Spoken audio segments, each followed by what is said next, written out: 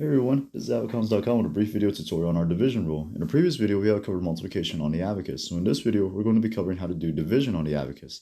So the first thing that we should try to understand is that if the first number is greater than or equal to the given number 5, then the answer will begin at the 2-digit spot. So the first thing we're going to do is add 85 to the 0 spot. The 0 spot is one right of the 1 spot, so it's going to be right here as you see on the abacus. Now, like I mentioned, we're going to see if the first number is greater than or equal to the given number 5. So because 8 is greater than 5, it's going to begin at the 2-digit spot. So now we're going to try to figure out how many times can we put 5 into 8. We know we can only do it one time around because 5 times 2 is 10. That's greater than 8, so it doesn't really work here. So what we can do is we can do 5 times 1. That's as close as we can get. 5 times 1 equals 5, so we're going to take away 5 from the 8, and all we have left is 35. Now we're going to try and work on the 1-digit spot. So now we have to try to figure out 5 times what equals 35.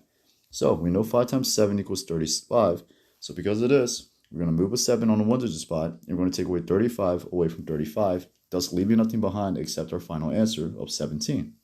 We're going to reset our abacus, and we're going to work on the next example. We have 76 divided by 4. So first thing that we're going to do is we're going to put 76 on the 0-digit spot. So now, we're going to try to figure out if the first number is greater than or equal to the given number 4. So, because 7 is greater than 4, we're going to start on the 2-digit spot. So now, like before, we have to try to figure out 4 times what is less than or equal to 7. We can only do this one time. 4 times 2 is not a good example in this case because that equals 8. That is greater than 7. 4 times 1 is as close as we can get, so that's the number we can pick out. So because we moved to 1 and 4 times 1 equals 4, we have to take away 4 from 7. Now we have 36 left. So now we're going to work at the 1-digit spot. We have to try to figure out 4 times what equals 36. We know that 4 times 9 equals 36, and now because of this, we're going to take away 36 away from 36, leaving nothing behind but our final answer of 19. This is not always the case, though, as we're going to see in our next examples. We have 45 divided by 5 and 64 divided by 8. So like before, the first thing that we're going to do is we're going to add 45 to the 0-digit spot. And now in this case, if the number is less than the given number 5, the answer will begin at the 1-digit spot.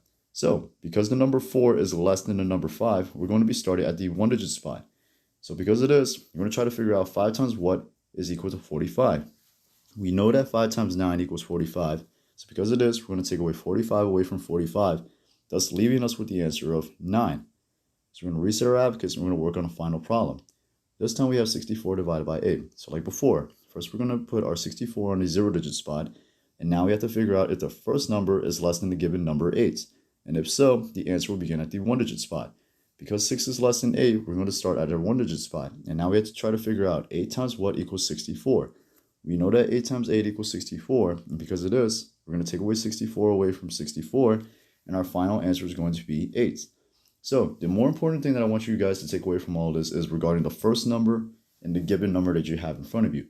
Remember, if the first number is greater than or equal to the given number that you have, the answer will begin at the 2-digit spot. However, like you saw recently right now, if the first number is less than the given number that you have in front of you, the answer will begin at the 1-digit spot. So just take a little bit of time before you start your problems to see whether or not it's greater than or equal to or less than the given number. And then you're going to see if you're going to have a 2-digit answer or 1-digit answer instead. It just kind of depends on the circumstances. But that is all the time that we have for today. Join us again next time. We're going to cover more videos and more future concepts as well. Have a nice day, and until then.